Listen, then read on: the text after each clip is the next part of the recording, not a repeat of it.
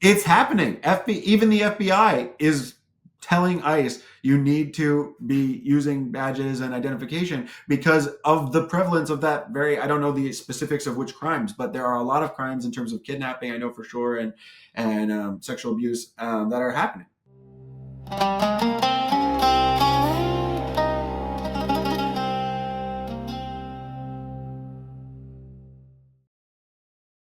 Welcome to another episode of the Olive Roots podcast. I'm your host, Chosi Ayub. Today I have a very special person. He's a leftist Catholic, he's a silly goose, he's an abolitionist, and he's also a cheerleader. His name is Anthony DePice. Hey, Anthony! Uh, What's going on, man? Grateful to be here, y'all. Yeah, man, I found you on Instagram a while back, and I was like, I've seen your comments in your chats, so Yeah. I figured you'd be a very interesting person to have on this podcast, bro. So thanks for Thank joining you. us today. Yeah, it's an honor. Yeah, man, where are you located? I'm in Ontario, California. It's east of Los Angeles, Inland Empire. It's the region. Okay, so as I'm in Georgia, I'm 3 hours ahead of you, I guess, right? Okay, right on. Yeah. Yeah, yeah. Yeah, Okay, so Anthony, the way this goes, the first portion is your identity. So what I would like you to do is to share your identity with people, meaning where did you grow up? How did you sure. grow up? What kind of school you went to? What kind of family did you have? What's your ethnic background? And where are you today? So the floor is yours, my friend. Okay. Yeah. I mean, I come from Philadelphia, or so-called, occupied Turtle Island, and yeah, I grew up in a middle-class suburban, home. It was definitely like a Christo-fascist, you might say, like evangelical upbringing. My parents are business owners, and yeah, I think I was, as a lot of young folks, hungry to like prove myself, and I just internalized a lot of like really wrong thing understandings of the world, and like a big thing that I've, we'll talk about later, I guess, but like that I've struggled with is how like just our academic environment in the United States is so, if you'll permit me to curse, Yeah, I'll because probably like, have to censor it, but yeah, oh, try to sorry. hold All yourself. right. I'll try to censor it. Sorry. Growing up, I was so proud of what I'm trying to say is my education, or like I worked so hard at it, and then like to realize that basically all of it were lies, and there was, yeah, very little in terms of like redeeming value or whatever to what I was learning. So yeah, so I grew up in that kind of culture, and I don't know. I mean, I was athletic. I did a lot of artistic thing. I was just like constantly active, and yeah, doing things. And so I don't know. I guess yeah, the part of my journey that I generally talk about though is just that like I was raised in that conservative or whatever kind of a space, but I obviously have grown, and I try to show folks that there is a path, that you don't have to just internalize those things. You can question them, and that there's space. Like I like to point to Macklemore, who has like gone on a journey as another white person, and like I like to, yeah, kind of frame it not as something where it's like everyone needs to be like afraid or like guilty all the time, which is obviously something related to my faith as well, but rather that people just need to be curious and empathic, and learn and grow. And so like I you've acknowledged the chats and whatnot. I try to create supportive spaces where people can learn and grow together, not to give a pass to Zios or fascists or anything, but like just to help folks who are kind of not sure, or whatever, find the light, so to speak. Because like, yeah, it's been a long journey, starting probably around like the first Bernie campaign, because of the religious upbringing, or mine, I just kind of bought into this idea that like we can't really change anything materially here in the world, and so like uh, yeah, a lot of my journey has been how do I actually support folks that are organizing, that have been organizing for a long time, in things obviously like Palestinian liberation. It's well over 75 years of struggle, and so that's something too, like the scholar activist Robin Kelly, who I got to study under briefly at UCLA. He really impressed upon me, and that's been going kind of like a grounding thing for me of um, you're not going to like solve anything, you're not going to like come up with anything that's amazing, so to speak. At best, you're going to learn about movements that have been going on for a really long time, and you're going to be part of these movements, and you're going to contribute, but like as part of this larger ecosystem. And just having that longer view, I think, was really helpful, because again, of how I was raised with that evangelical capitalist kind of thinking, where it's like, okay, we have to produce, we have to create, whatever, like there has to be this outcome orientation. And it's like, obviously we do want liberation, and like you've talked about, like in terms of Palestine, a one state solution, and like so there are material goals, but at the same time we have to situate ourselves in that larger community. And I love that Audre Lorde quote about like, without community there's no liberation. And that's kind of like where I come in, is just like like my intro points to. I really like supporting folks and encouraging folks, because like that is also like at UCLA or whatever, where I first saw that like I had value to bring to the movement, because I had like a leader, a friend, scholar, activist, Shamel Bell, actually, in the Black Lives Matter movement, and I was just like a friend to her, and it was helpful, like because I started to learn about burnout, and just like how overwhelming the struggle, intersectional militant global liberation struggle is, and how like isolating. And so it was great to learn like, oh, just by being present, just by supporting folks, I can provide some value, and like and so that was helpful as well. And so I've kind of just been building on that model, I think, ever since, of like supporting people, and obviously I'm taking on more responsibilities, and I know we'll talk about that later in terms of the micro level, and so on. But I kind of like to have that model always, where it's like, okay, how can I help, which was always my nature, and I just was kind of lost in the sauce or whatever, so to speak, of this empire. But yeah, I don't know, that's a little bit of you got to give me a little more. Yeah, that's good, man. That was a lot. That's good. Okay. Okay, grew up in California with evangelical, conservative Christian parents. Yeah. Yeah. And you're discovering yourself, you're Yeah. observing your environment. What made you start looking outside that? What sparked your interest? Like, was it a friend you met or an event, or what was it Yeah, exactly? sure. I mean, so I will say, to my parents' credit, that like they were always very curious and like multicultural, so to speak. Like we always had, we traveled, and we had friends, that were queer. We had friends that were, from different walks of life. And so there was always like, you know, an emphasis on relating to people that are different, and understanding, and so on. It's just that the framework that they were part of, and that they had me grow up in, was conservative. And so I would say that like like the first Bernie campaign was very helpful, just in terms of shifting my focus, because I also had like a teacher growing up who taught me that quote about like power corrupts, and absolute power corrupts absolutely. And so even what I did learn about like, politics, or, the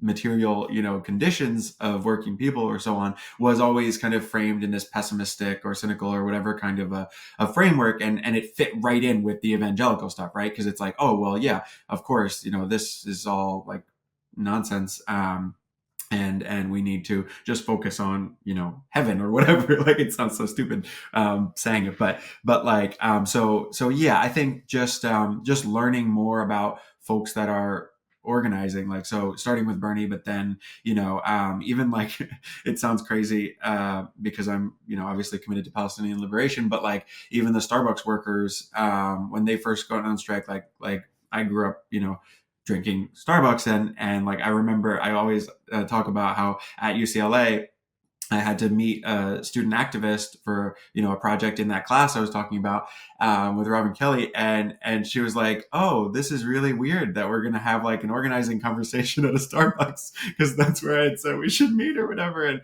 And so but watching those workers organize has been helpful for me as well, just in terms of like learning about conditions, and obviously that union has spoken out in support of Palestine, and so that was another like example. But yeah, I think I've just been like terminally online, and so I would just see these like awesome artists, like street artists, etc. These revolutionary voices and folks that like basically were pushing me politically in the right direction, or the left, rather. And so I just continued to learn, and it's like I was already really knowledgeable about a lot of things, but I just had the wrong take. So it was like, okay, everything that I learned, basically flip it.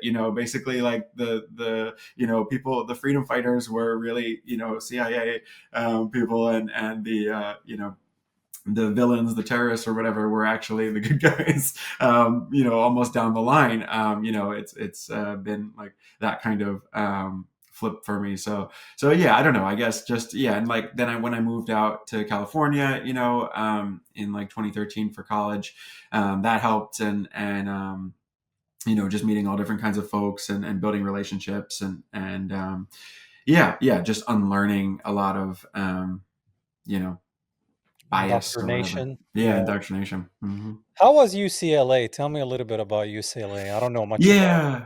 Yeah, I mean, it was good for me. I was in this World Arts and Cultures program, which was like an arts activism kind of thing, and it, that really helped me. I learned like critical, studies, like Marxist kind of, thinking. We studied like Fanon, and I learned about like queer liberation, and so there was just a lot of catching up that my you know Christo-fascist education had not clued me into, and there were just a lot of different folks, yeah, like from around the world that it was a blessing to encounter, and to learn from, especially like the professors who were really like grounded in their research and whatnot, like in the communities, frontline, global South communities, and just really like helping me appreciate, kind of like what I framed earlier, that like I do have all this privilege. Like we did those stupid like privilege walk thing, exercise or whatever, and I was like the furthest one or whatever, not because like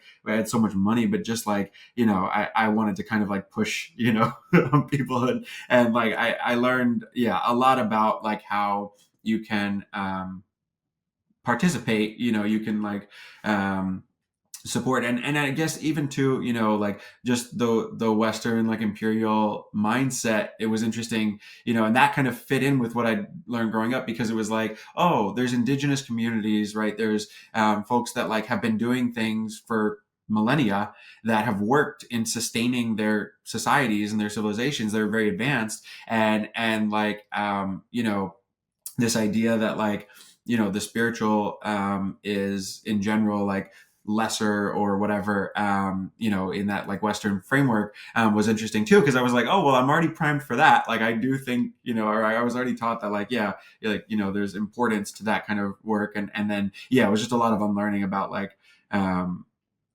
civilizations, and yeah, what it means to be civilized, what it means to be like in community, and yeah, so I don't know, I obviously learned a lot, but yeah, it was like it's been hard watching everything that's happened at UCLA in the past 2 years, obviously, and just having the mask off, of like because I saw how like white it was, right, and how like wealthy or whatever a lot of the students are and whatnot, and so like I wasn't like blind to those realities, but like I didn't understand anything about Zionism, or like the university, and the whole system, of academia. I didn't understand anything about like those things. Even though we were learning like Said and so on, I just wasn't taught that piece really. And so yeah, I don't know. It's been horrible to see everything that's happened, but obviously heartening in the same breath, because like the community has really shown up, and what they were able to accomplish with the encampments, and folks like Robin Kelly are still building on that, and student organizers, and SJP, PYM, and you're in Georgia. Like I found out about PYM through Stop Cop City. That was my first introduction to really probably anything Palestinian. And I was bragging to my boss the other day. I was like, yeah, it was awesome to see them out there, like supporting that you know intersectional struggle. And I would say that movement, Stop Cop City, was really like my entrance formally into this kind of organizing, because it taught me about like climate justice, economic justice, racial justice, how inextricably bound up these things are, these movements. And that was very helpful to have like that example. And I have relationships with folks. I was like raising money for the bail fund, and doing other um, digital organizing, remote organizing around that. So yeah. Yeah, I remember when Cop City was getting established. I was in Atlanta. I was in East Atlanta, very close to where it was gonna happen. I never went there. My resistance is different than most people. I'm very vocal, but everybody has a mission, right? And I think my mission as a Palestinian Christian is very unique with everything going on. I'm not a type person to go to protest. There's people that do that, and I support them. I don't condemn them. I don't know if that can change anything. Maybe it does, maybe it doesn't. But it just that's what they do. To me, it's about talking to people, having dialogue, showing them the truth, speaking the truth politically and spiritually from the Bible, biblically, and telling them who the true Israel is, who we are, that there's Christians there. That's where Christianity was born in Palestine and all that. But I don't take anything away from the people that go protest, and that is just not my style. Yeah. Right. Yeah. My protest is filmmaking, Mm, doing these podcasts, and just existing as a mm, Palestinian, you know. mm. And I love everybody, man. I don't have animosity to people. Yeah. The only problem is the Israelis' mentality. And I don't blame Mm, all of them, because some of them are good people, you know what I mm, mean? mm. But some of them are brainwashed. Yeah. And I love everybody, man. I love white people, black people, Hispanic. I don't call white people colonizers, bro. That's just it has nothing to do with them now. You know what I Yeah. mean? Yeah. This situation with Palestine is happening now. Mm, And mm, I don't see nothing happening with black and white now like it mm. used to 400, 300, 200 years ago. Sure. So I can't blame a white person for what supposedly their ancestors did, because how do we know if his ancestors were against it or for it? Sure. 'Cause remember, there was people against all that stuff. Yeah. So it's stupid for us to be like, oh, because you're white, you're a colonizer. Then you're just like those people that because you're Arab, you're a terrorist, or because you're Hispanic, you're cartel, and yada yada yada. Yeah. So we It's can't not productive. Yeah. yeah, we can't become like that. We got to respect everybody, and white voices matter. It's not just every other voice matters, Yeah. Yeah. because Yeah. Yeah. Yeah. they have their story, they have their Sure. culture, they have their lineage, they have their problems. There also had issues. Yeah. There has been killings in different places of Europe by Sure. non-Europeans. So we're all in this together. You know what I mean? Hell And yeah. I don't take anything from anybody because of their race or religion or ethnic background. That doesn't matter. Yeah. Yeah. We all bleed red. That's right. So tell me about this. I heard that in California right now, Mm, in universities, mm. they're trying not to speak anything about Palestine. And when that bill was Yeah. introduced to whatever his name is, Gavin Newsom, Yep. Yep. he immediately implemented it. But when Yep. people wanted money or whatever else, he would not help the people of California, because obviously he's a That's right. Zionist too. Do you That's right. know much about that situation? Not much. I followed, the bill's progress, and I was vocal, in critiquing and trying to mobilize community to resist it. But yeah, no, I mean, it's a very sad situation. The whole Kufi and APAC, stranglehold on our culture, on our politics. Yeah, and especially like in the context that we're talking about with education, it's just devastating. That there's so much more support for what was already happening in terms of Zionist education being the norm and being uplifted. So no, it was disgusting, and yeah, he's really just a despicable person. Yeah, it's like he's more despicable because of how appealing he is to progressive folks. Um, yeah, it's very sad. Like we've been fighting for a long time. My organization, the Warehouse Worker Resource Center, for undocumented immigrants. They pay like billions annually in federal taxes and hundreds of millions in state taxes, and they don't have access to unemployment benefits or anything that they're paying into. And yeah, for years he's been thwarting initiatives like that, like you said, things that would help working Californians. But yeah, he was quick to support that. And I did see, though, speaking of podcasts and them as activism, that he was recently on some streamers thing, and they were asking him about APAC, and he kind of like short circuited. That was great to see. Interesting. You're like the first to bring up APAC in years, which is interesting. I will not vote for a candidate that takes $1 from APAC. It's interesting. I mean, it's interesting. I haven't thought about APAC, and it's interesting. You're like the first to bring up APAC in years, which is interesting. Why did I say that? Not relevant to my day-to-day life.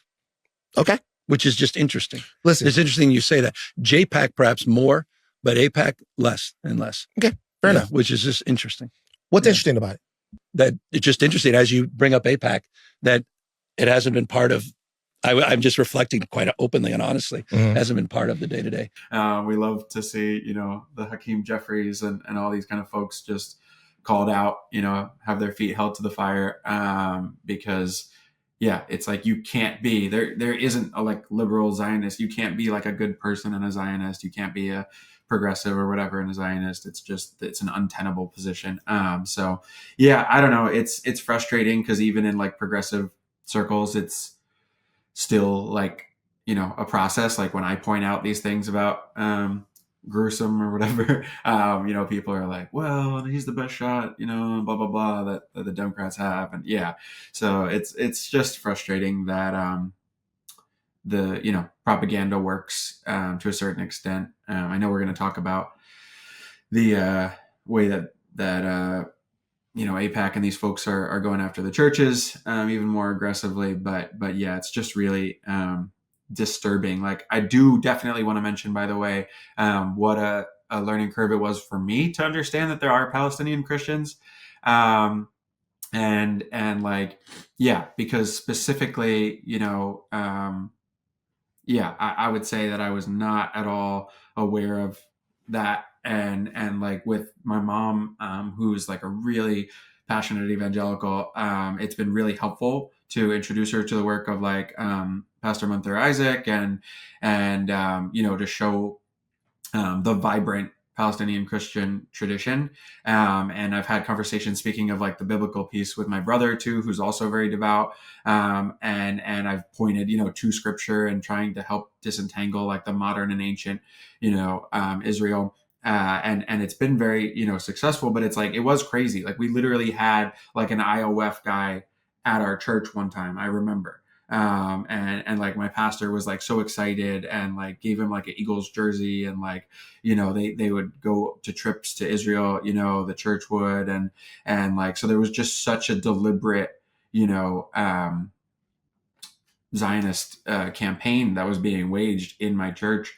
And like, that idea that like modern and ancient Israel are synonymous, and like, it's just so dangerous because there's no further education. There's nothing about the conditions. There's nothing about, apartheid. And yeah, it's like that is part of what drew me to Catholicism, honestly. The liberation theology and the social justice idea that, like, again, I was raised in the opposite, where it's like, no, Jesus wants you to do, good for oppressed people now, here, not just, save their souls or whatever. And so, yeah, I just wanted to I know that's like a deviation, but to touch on that because it was such an important thing. Like, my wife and I got to go to a lecture from Dr. Mother Isaac here in California a couple years back, and like, I know we're going to talk about my church, but it's like he got us to stay in our church because he was like, talking about how all these like young couples or folks will come to him and say, like, we should leave our church because they're, not speaking up about Palestine. And it blew my mind, like, to hear him using the things I'd heard my whole life from the Christo-fascists about, like, the Bible's clear or whatever, but he was saying it about Palestinian liberation. He's like, the Bible's clear about genocide. The Bible's clear about, these things or whatever. And like, you should stay and you should, like, be a witness, so to speak. And I tried to do that. And even in my progressive, quote unquote, church, there was just too much sway.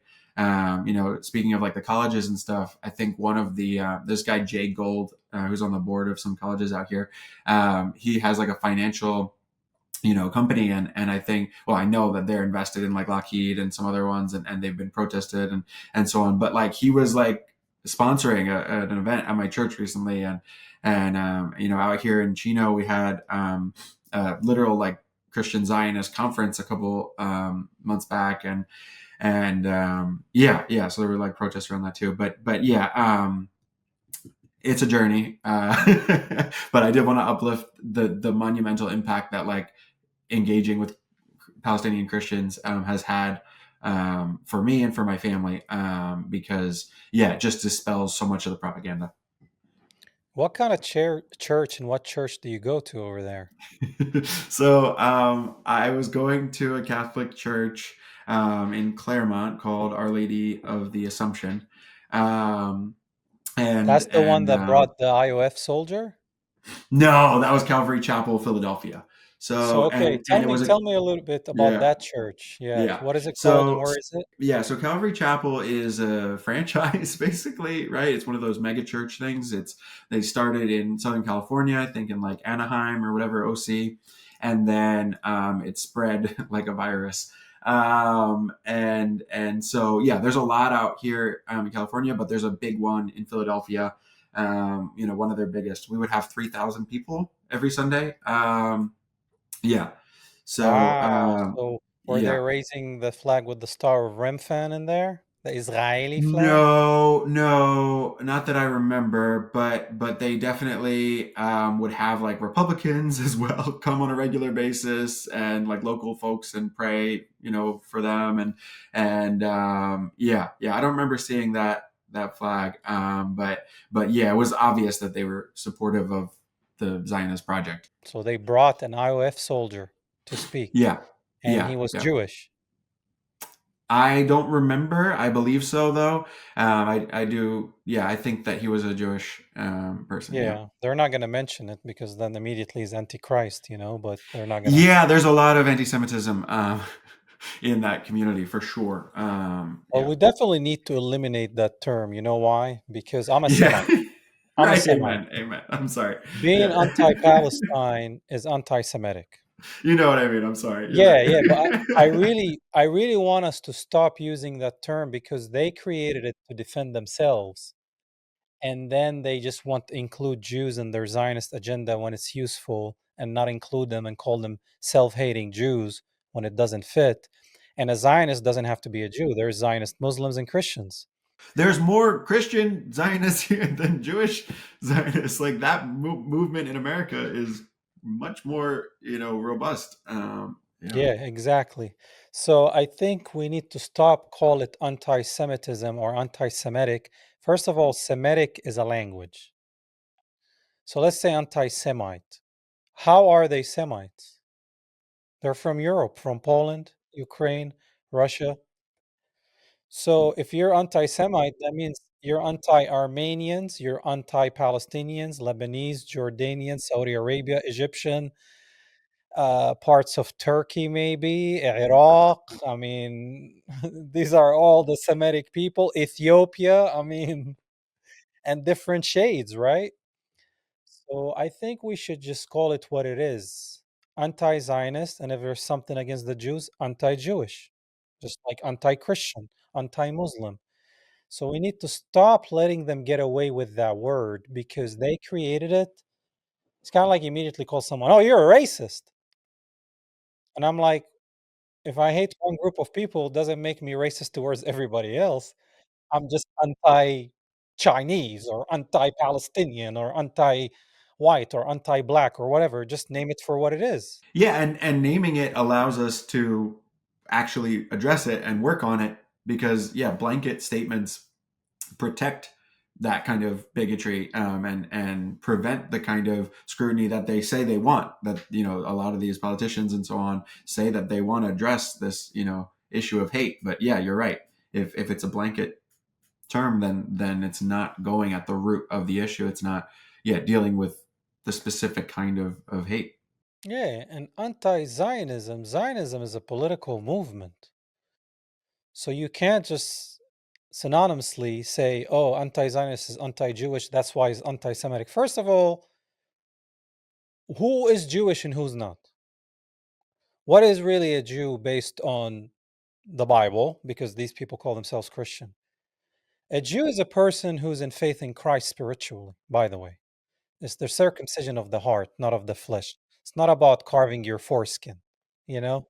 It has nothing to do with it. So that's number one. Number two, if we want to go biblically, a Jew was a person from Judea. They were called Judean, Yehudi, from Yehuda. So if you do my DNA, I'm a Judean that became a Christian, and a Muslim in Palestine is a Judean that became Christian, that became Muslim. And we're not 100%. Some of us are 90%, some of us 70%, because you got to think about everybody that walked in and out of that land, just like anywhere else. Nobody is pure, you know? Maybe there are remote villages not touched with society and technology that might have 100% maybe pure DNA. But those people will probably get attacked by another tribe, and colonization doesn't have to be one race versus another race. It can be within the same, race, same continent. They just like, ooh, you have food, you have clothes, oh, you have women. I want it. And that's colonization, you know what I mean? So everybody has done it. So we need to look at it from every direction. We can't just say that one group of people did it. Like most people say, oh, the colonizers are always white. Well, that's not really true. There have been colonization, Arabs colonized, Africans colonized. I mean, who hasn't? Asians colonized, Muslims conquered, Christians conquered, Jews conquered and killed. The Bolshevik Revolution, we can talk about that. 95% of that movement were Jewish. So they killed Christians and Muslims. But when the Austrian painter kills Jews, oh, that's the biggest event of all time. Well, that's not true. There has been many killings. Look at what about King Leopold of Belgium that killed 10 million people in Congo? Nobody want to talk about that. What about the Algerian genocide? Yep. What Yeah, about the and Armenian genocide, you maybe, know? yeah, I was just going to say, maybe you can educate me on this a little bit, but I've been hearing about groups like APAC or whatever lobbying against other genocides being recognized, including the Armenian genocide, because they were claiming that it would detract from, the um, emphasis on the Holocaust. And so that was, an interesting piece. I was, not surprised, but it was, yeah, disturbing, I would say, thing to Yeah, I learn. mean, And, when you think even about the word Holocaust, what is a Holocaust?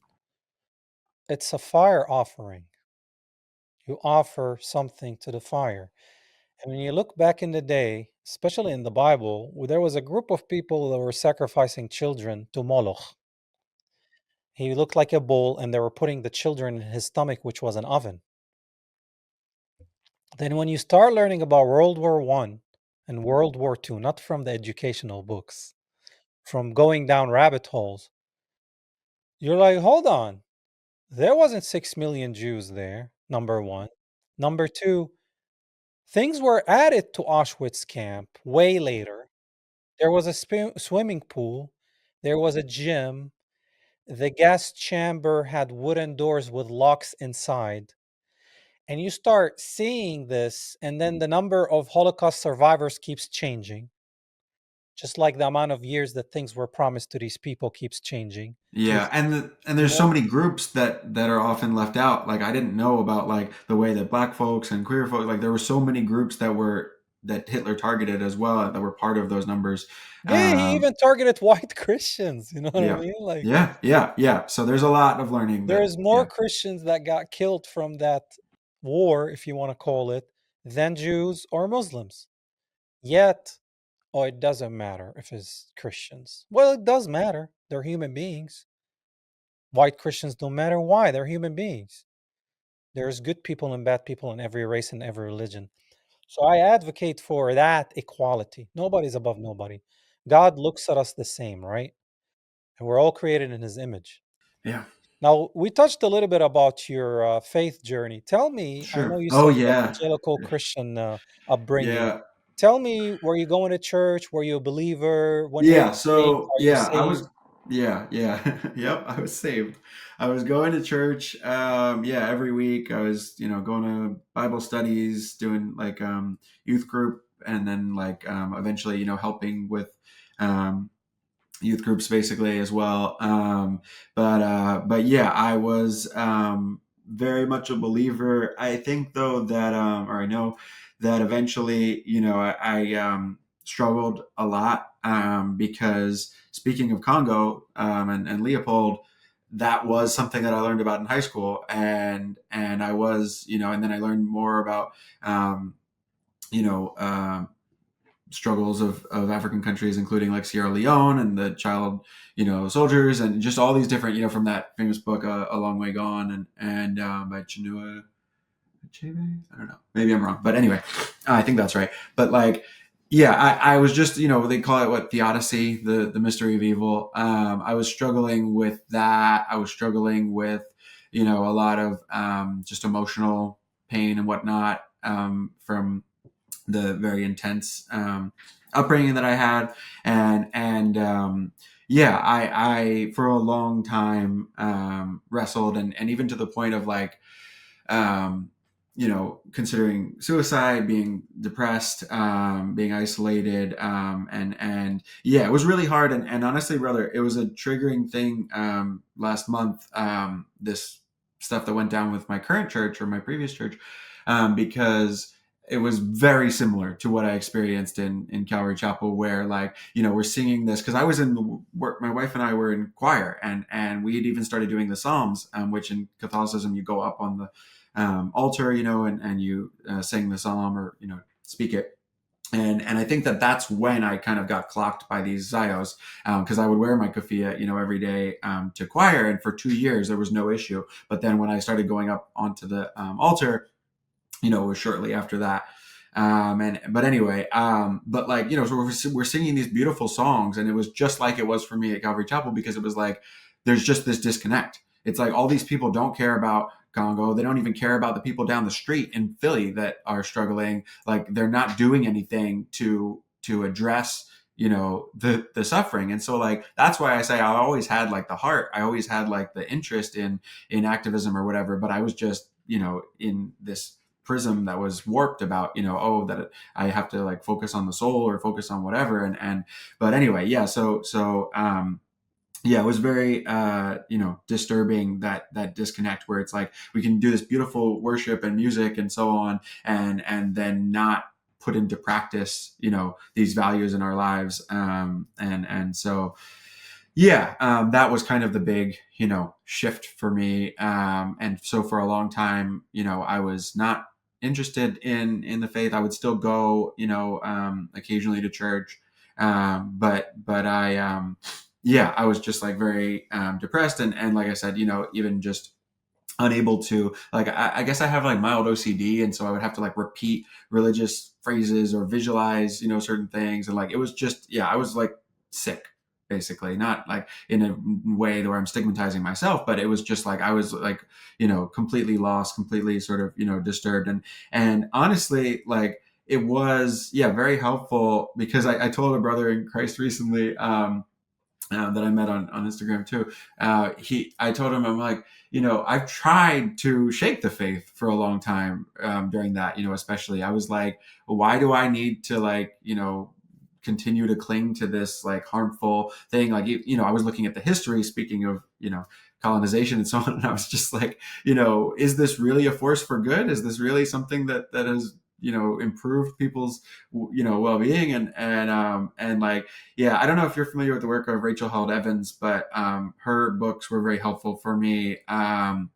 In she had a similar path. She grew up in Tennessee in an evangelical home, and she just went on a journey of like learning to love God again and be an actual true Christian, I would say, in that she was practicing his compassion and so on, and in a affirming and in a welcoming way. And so, yeah, I don't know. It's been a journey, and but yeah, it's been very interesting how God has guided me, and yeah, I'm grateful. Like in Philadelphia in particular, there was one church that we actually still, my wife and I, it's the only church we've ever donated to, but we continue to donate to them because it was like there were queer folks. It was like multicultural. The music was great. The pastor or priest would literally be like screaming at the pulpit about like social justice and these things, and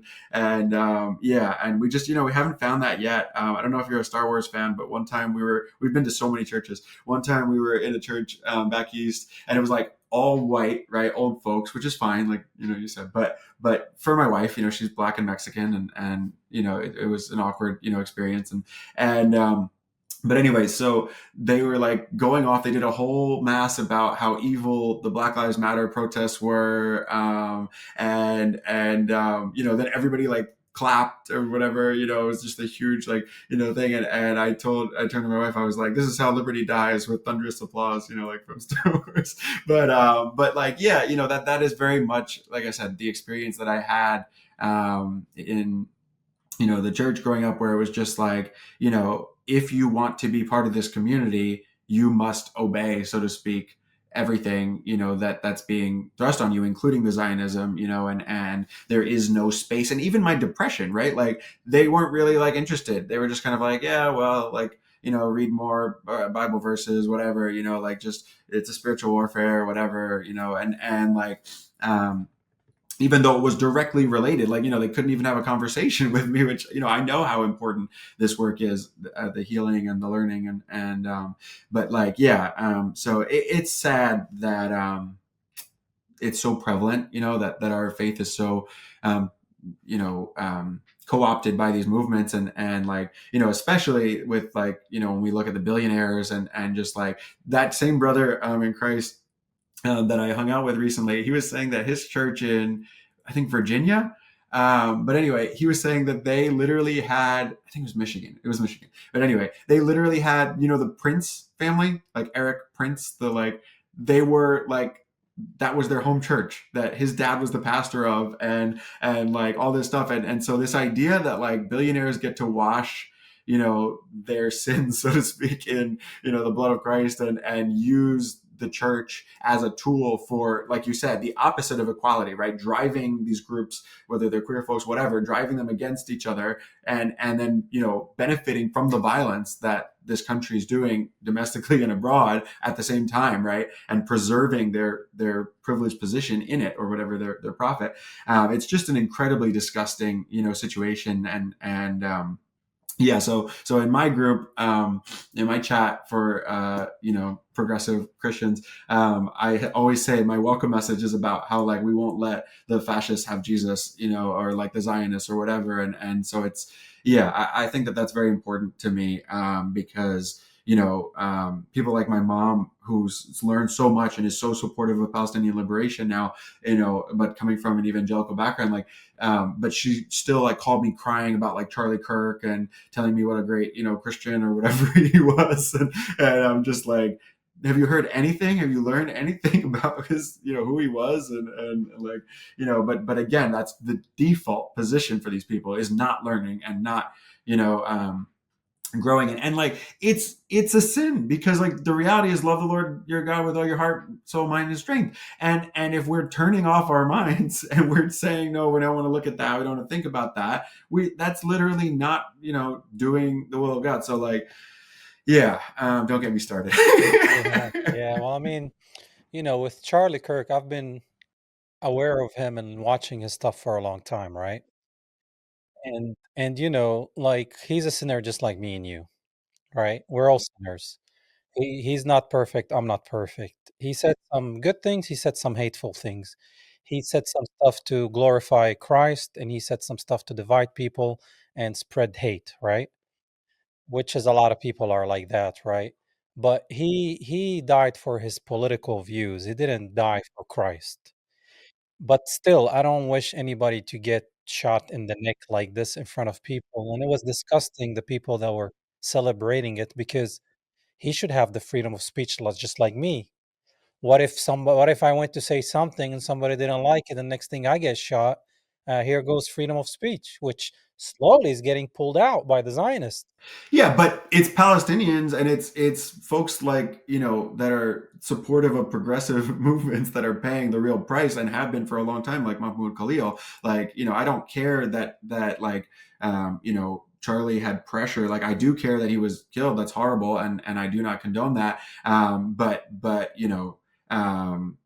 yeah, I don't think that putting your free speech and Charlie's, which was overwhelmingly bigoted and small-minded, and like the very foundation of what I've been, resisting my whole life. It's like, if I just continued to receive the bigotry and receive the empire kind of education that I've been brought up in, then I would have become, a Charlie. And I was well on my way to that, like, in terms of just like embracing even, like Islamophobia growing up, just so much that was problematic. And so, no, I don't think that like, it's good to know that he cared about his faith. And I do hear from, other folks that knew him that he was, sincere, and I respect that. And I hope that had he lived longer, he would have gone on a journey of growth. But nothing to me about his work in the decades prior would suggest that, because I don't necessarily think he was malicious, but I think he was a cynical actor. I think he was absolutely, looking for money from people like the Prince family, he and those kind of like wealthy conservatives. He was in league with Trump. He was in league with the Heritage Foundation. Like, there's no reason to believe that he was going to even turn on Israel. I don't think. And so, yeah, I have very little, sympathy for him. Yeah, I do care that he was killed, and that's horrible. And I know it's a sin to rejoice when anyone dies. And I respect that. But yeah, I just, like, everything about my life as a Christian and as a person trying to do good is in direct opposition, I feel, to his work of turning people against each other, and weakening the working class and strengthening the billionaire class. And like, I don't think that there's much to be learned in that sense. But yeah, I don't know. I mean, yeah, especially because of the intensity with which, like, I'd love to. This conversation with you is a mitzvah, it's a blessing, but like, that conversation with my mom, like, and with other close family members, including people of color, it was disturbing. Like, the animosity that they had for me in the conversations, where it was just like, oh, I'm a, like, terrorist, basically, because I'm not crying over this person who spent his life mostly saying things that were not true, or good, or noble. Yeah, so I don't know, it's wild how effective our propaganda machine is in cleansing people, to the point where, like, I watched the whole memorial. I watched it through Hassan Piker's feed, but I watched the whole memorial service, and they didn't quote him or play any clips, or do It anything was that would. disrespectful for his death, to be honest with you, because it was more about campaign. like a Yeah. political Amen. campaign. It was obvious. Yeah. And it was like if Charlie Kirk was my friend and he got Hmm. assassinated, and I went to that memorial and I saw that they just had a picture of him. They didn't speak, nobody had was coming out to speak about him and how much they loved him or how he helped them find Christ maybe or something, right? Because I'm sure there was people that listened to him and was like, "You know what? I'm gonna go to church." Of course, you know? But then there's people that got turned off from the faith because 'cause they're like, "Oh, that's Christianity? I don't want nothing to do with it." So it was pros and cons just like anything else. But, like me, I'm not into politics as far as political wings. I don't buy into the Democrats or the Republicans. It's two wings on the same dragon, right? And the dragon has the same beak. Okay. So I'm not a liberal. I'm not a conservative. I'm not a Democrat. And the more Americans, which is happening, by the way, I'm seeing people from the left escaping the propaganda of the Democrats and people from the right escaping the propaganda from the Republicans. And even though they have differences, they're meeting somewhere for, hey, what about the American people? Stop bombing the Middle East. Yeah. What Well, what? about Look at the our Zoran homeless? campaign. That's a What is it? tangible example. The Zoran campaign. Yeah, That was a tangible example of that, where he literally went after Trump voters. Like, he was very clear that he was listening to them and responding to their concerns. And he's talking to Trump today about affordability, which he said he would do. He said that he would be happy to talk to Trump about what Trump promised his base, which was affordability. So yeah, yeah. no, I'm with you, brother. So I see how they're meeting, but also even with Mamdani, you also have to be careful. He's still representing a political wing. We can't keep falling for the same thing. We have to hold these people accountable. We can't celebrate till they do something. Not say it, action speaks louder than words. For example, Trump in 2016 promised his people, make America great again, and I'm for it to make America great again. He did not do that. He made Israel great again. Then Biden came. Biden was a potato couch. He didn't know. I think he's dead. I think that was a double. So people are like, okay, Biden and Kamala, they're just full of BS. Then they're like, Yep. okay, we got Trump again. We get Trump. He's more pro-Zionist than before. Yep. Yep. So people are like, so now you have And he's not delivering anything. Speaking of Make America nothing, Great Again, nothing, on the economic, on the nothing. affordability, yeah, That's that agenda. conservatives are leaving that group, just like the liberals left that group. So now I see a collaboration. It's not perfect, but I believe in a third party that is happening slowly called America First, that we need to make America great forever, you know? Doesn't mean America only. We still can have relationships with other countries, trading, export. Like, let's be logical, right? Not emotional. Well, and a America. lot of times when they say America first, they mean white America. No, So no, like, no, no. I talked to a couple of people, man. I think these people don't care about white, black, blue, green. I think they just want America to become a better place because everybody's struggling financially. so this is an established party. I don't know anything about them. I got to No, look into. no, but I Oh, think okay. we need to make it one. Oh, okay, okay, okay. Yeah, I think there's a new party, hopefully that will take place because you have people like, for example, Candace Owens, right? She was a Republican supporter of Trump. Now she's like, I don't want to even call myself Republican, and I'm not a Trump supporter. She's like, I'm not a liberal and I'm not a conservative. I'm like, check. You have Tucker Carlson, which was super Republican, Fox News anchor, and pro Trump. Look at him now. Yeah, but he's still screaming about the devil of immigration and like, Well, I'm like, saying I just it's not going to watched. be perfect, right? But you Yeah. gotta you gotta find. Yeah, well, but you'd have to balance that out with like Green Party folks or like, I don't know, like, Captain Josephine. You familiar with her? Yeah, Like, she yeah. she says the same kind of stuff that you're talking about like Thomas no Massey. party. But it's like, yeah, I mean, it's if you're gonna only draw from the right wingers that are making quote unquote those changes, it's gonna be a small tent. But Yeah, yes, I agree that like both parties are fundamentally, Yeah, they're wicked, man. subservient to capital, subservient to Zionism, the wickedness. Yeah, I agree 1,000%. But it's like I also don't believe that Marjorie Taylor Greene is, sincerely interested in, or Candace or any of these people in like the well-being of Americans broadly. Maybe they're interested in the well-being of like whichever demographics are the most lucrative and helpful for them politically. But like these are people who have made careers out of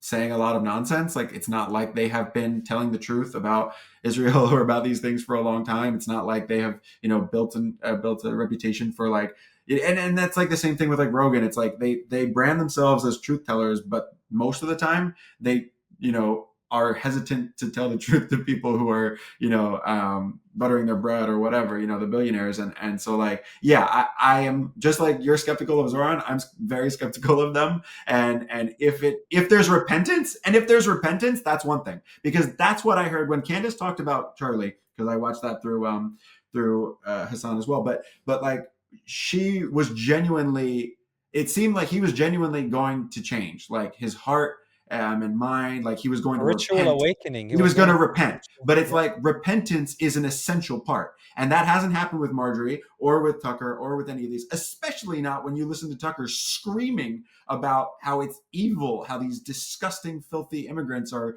like, in our country and doing all these. It's like, and it was like so upsetting because he was literally talking about like economic justice and, working families being able to buy homes and all this stuff. And I was like, yes, wow, I can't believe I'm on board. And then in the same breath, it was like just that disgusting bigotry. And so like, yeah, I am just very much on board with your, focus on not buying into any kind of like partisan bullshit, because like you said, let's see who's delivering. And like the reality is almost nobody's delivering for working people. Like Bernie has a good reputation of bipartisan, kind of stuff. But even he obviously Bernie's is like a trash Zionist. can. He's like a Zionist. I know he's like, He's a Zionist. and I agree 1,000%. So it's like, That's why, like, what I mean is that look, the left is trash, the right is trash. So we got to get some people that have common interest. It's not going to be perfect in the beginning, but just like Tucker and Candace and Marjorie and them opened up to the Zionist control of America, and they're behind all the things that they don't like.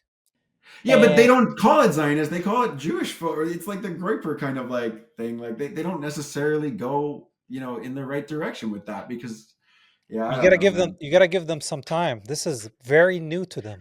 But there should be repentance. It's like, if you look at me, I'm not like, oh yeah, it was great that I wasn't Islamophobe growing up, and like now I'm whatever. It's like I'm like learning and showing that like I'm committed to justice and healing, and like they're saying things, but they're not doing it in the spirit of like, we were wrong, we messed up. And I'm not saying, oh, we have to be self-flagellating or whatever, like punitive, but it's like there has to be some kind of genuine repentance. Again, that's what I felt from Candace talking about Charlie. It seemed like there was going to be that kind of a shift, and obviously she's capable of expressing that kind of thing. So she could be saying, I was wrong for upholding the Zionist project for these years and whatever. But instead it's like, oh no, I knew basically the whole time, and now we're all just moving on and whatever. And it's like, no, you don't get to just move on, because otherwise I don't have a reason to wait and to see how it's going to, because I know that you're just adopting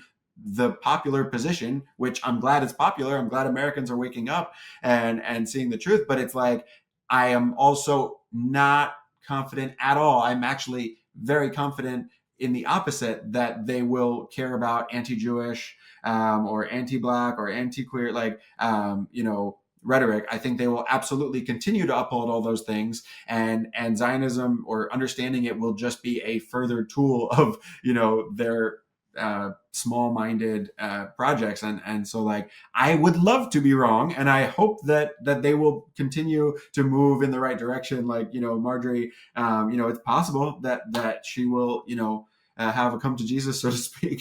But there is no sign from any of those people yet that they have genuinely shifted on a fundamental level, there is a sign that they are adopting stances that are more popular, and I don't credit them for that, because they should have been doing that for a long time. And like, yeah, it's good that they're doing it for Palestinians. Amen. That's always my interest, is like, what will improve material conditions now? Because like you said, now Palestinians are continuing to suffer. And that's why I'm doing the work I'm doing with my family, with, people around me, and so on. And that's why I'm paying the price in different ways to try to, make that awkward for people that don't want to have to look at that. But yeah, I'm not going to give credit to people that don't know much about working people's struggles, don't know much about affordability, or these things, and are, I think, cynically using pro-Palestine or anti-Zionist, talking points. So yeah, I don't know. I love you, and like, I am a fan of, principled confrontation and patient confrontation. So like, I appreciate the pushback, and yeah, but like, everything about their records does not give me that confidence. And again, that's why I respect you saying that about Zoran too, because everything about Democrats, a record gives you no confidence that they will honor their, word, that they will honor what they're are, claiming to care about. So I think that that's kind of where it is. And it's like, I think that people like you and I having these conversations matters and is very important. And like, I appreciate your patience with me in the midst of it. Because yeah, I think it's essential that we continue to have open dialogue. Yeah, I mean, I'm wary of everybody. Trust me, I don't trust people. I trust God. And I'm seeing some fruits, but it's not, there's still some branches that need to be trimmed, as we say, right? On everybody. Nobody's perfect. And maybe they're just puppets. Maybe they're CIA agents. Maybe they're just mouthpieces. Maybe they're actors. I mean, I don't know. I'm just telling you from my observation. That doesn't mean I support them, right? I'm I'm just saying, like, I observing something changing, and hopefully they will be more educated, and we find how can we come together. We're never gonna be forget the parties. I'm talking about people. We're never gonna agree on everything. But if we can find common grounds and respect and make America great for everybody in it, you know, and have, like, if you want immigration, make it in a better way, not to torture people that come. The wall didn't work or was never built. Like, there have to be a better situation. Like, it took me 18 years to become a citizen. That's too long. But I came here legally. If somebody comes illegally and gets his citizenship, that pisses me off because it took me 18 years. So I think there should be borders to control countries because that's where we are today. I don't believe in borders, but that's where we are. Okay, so we're not going to remove borders, not going to happen because people like to take land. Look at Palestine. So, okay, you want to protect America, you want to bring immigration, but you want to control how much. I understand because we barely have enough money for the people here. But to go after hardworking people that are not criminals, like Yeah. ICE is doing, I'm Which against is that. what yeah, exactly. Yeah, I'm against that. And that system, like, if you look at Geo Group and Core Civic, it's like they're making money hand over fist and have been for a long time in basically torture conditions at these detention centers, and yeah, and they're profiting from it too, doubly, because not just the contracts but also the prison labor, or the detainee labor rather. It's a very gross And ICE is enterprise. trained by the IOF. Right, exactly.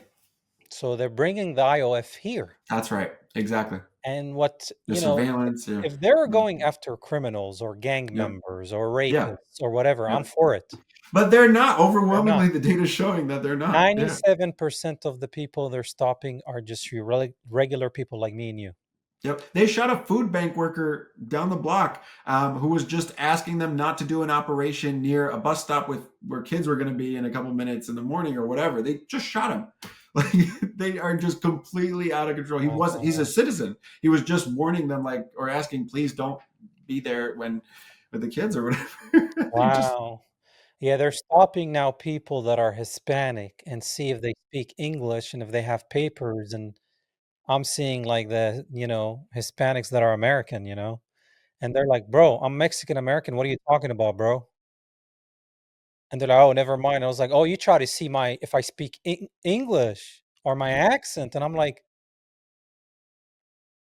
but what scares me mostly is these people are coming out of vans, masked, with no badges. What if anybody can go buy the wardrobe, the costume from Amazon, and then you put a mask, you get a van, you start child sex trafficking? It's happening. Even the FBI is telling ICE you need to be using badges and identification because of the prevalence of that very, I don't know the specifics of which crimes, but there are a lot of crimes in terms of kidnapping, I know for sure, and sexual abuse that are happening. Yeah, I mean, if somebody comes and takes this kid in front of me or separate the mom from the child, even take the man, even a man, like, I don't know who you are. I don't know where you're taking him. You need to identify yourself. You got to have a badge number, show your face. If it's a legit operation, show us. Then you do it, then we'll understand where you're taking this person, getting processed, and then he's innocent, he released, not innocent, go to jail. Okay, cool. Right. I'm with Yeah. it. If it happened that way, right? Yeah, Yeah. law and order, that's fine. I'm with it. I Yeah. don't want a Yeah. lawless society. Right. Because you gotta have to control your country. Like we Palestinians were la la la la just having fun, and next thing you know, we got guns in our faces. So no, you gotta know what's happening. You Yeah. gotta Yeah. understand who's coming in, who's coming out. I Yeah. mean, it's Yeah, normal. but we're so far on the other realm of that because it's like, yeah, I agree with you that there has to be some kind of like, law and order, but it's like we're so far on the other end of that spectrum. Like we've totally, learned directly from the IOF and so on, like our enforcement and so like, I am definitely that's It's why I said like, scary, man. It's I'm an scary. abolitionist and so on, but it's like Yeah. I know that like Tortuguita, the one who was shot 65 times with their hands up So tell me, you know, tell me about in that. Atlanta. Yeah. They so some of these folks went out to the largest urban forest in America in Atlanta, the South River Forest. I don't know the exact name, but the Welaunee Forest, the indigenous, is what term is what they would use. But yeah, so they went out there, and they occupied is a bad term, but like they were out there in the forest, and Georgia Bureau of Investigations, FBI, and Atlanta Police Department collaborated on this, operation where they killed Manuel Tortuguito's their chosen name, and yeah, they shot them 65 times. They had their hands up. They were sitting on the ground in front of their tent. Allegedly, they had a gun in their tent, but they absolutely were not holding it. And it's a little fuzzy about whether or not it actually existed. But either way, yeah, their hands were up and they were shot 65 times, and that's recorded and proven on the autopsy as well.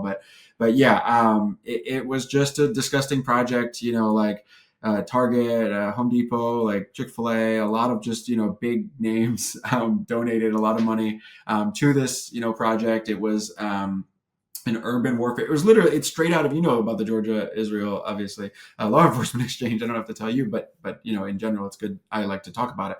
But it's like, it was very much an urban, pacification where it is, project where they're, going to test out methods of controlling protests and crushing any kind of activism, and so so that was on 300 or is on 300 acres in, like I said, the largest urban forest, and Atlanta and the larger area, it's very hot, obviously, and there's urban sprawl in terms of like, the effect of all the concrete and whatnot. And so that canopy, was very important and is. And so, there's environmental levels, like I said earlier, there's, the economic levels, because you look at these companies throwing all this money at this project that are not paying living wages, to their workers and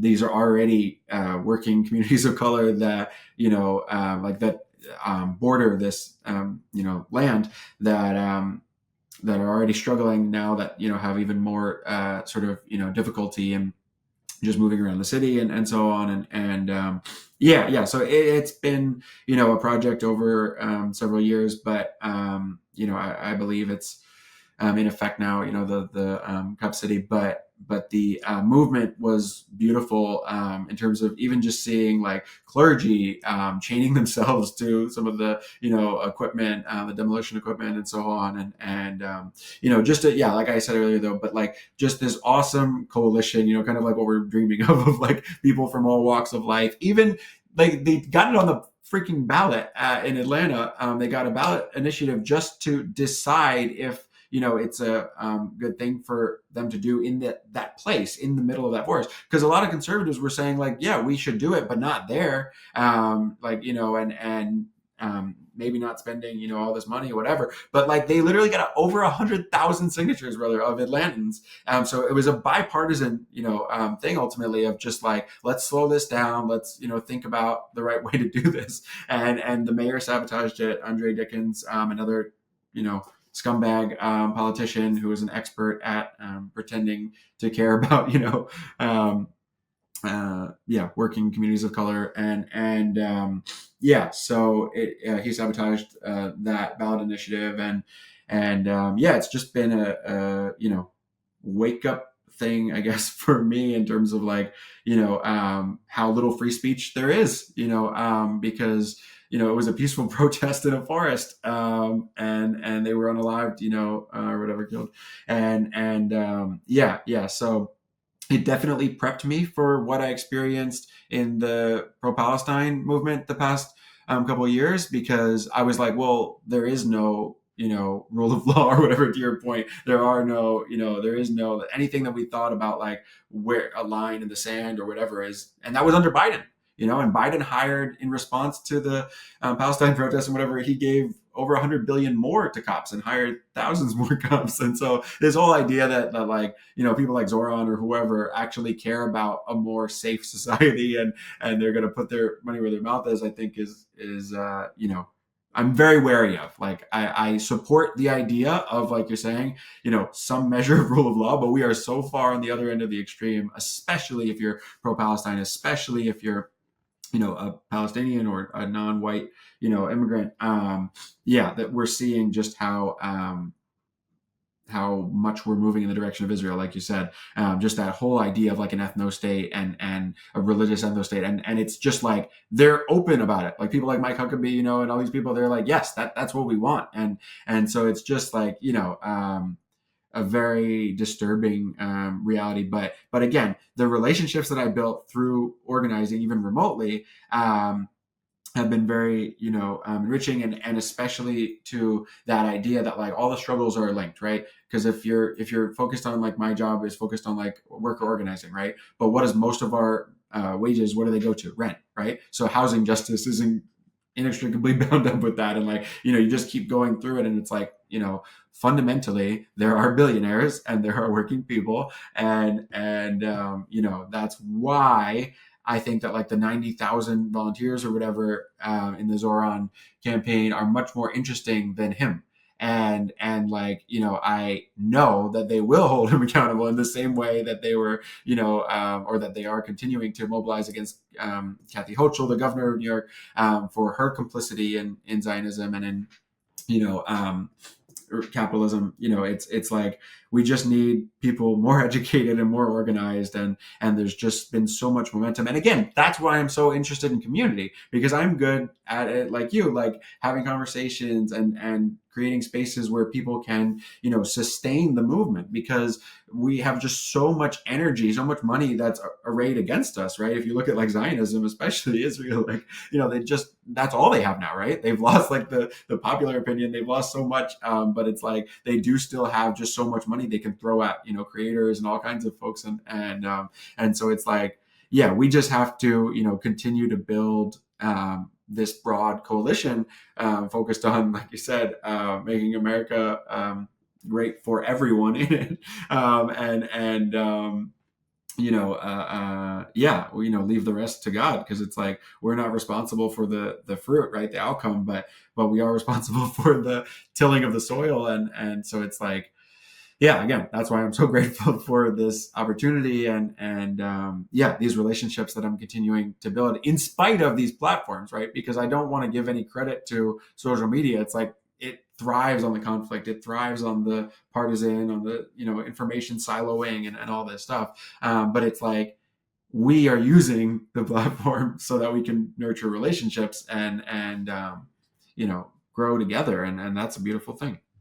Yeah, I mean, these platforms are also owned by people we don't like for the most part. Yeah.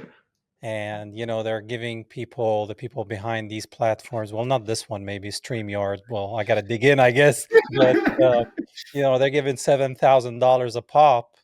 But, if you didn't know, $7,000 today Mm, equals to 30 silver coins in Jesus' days mm, on the dot. wow. And Judas sold Jesus for 30 Right. silver coins. That equals today That's $7,000. crazy. Wow. So everything that Zionist entity does, They think about that. Yeah. they think about how much more they can be antichrist, Mm, mm, selling Jesus for amen. $7,000. That's That's what horrible. those people are doing. Wow.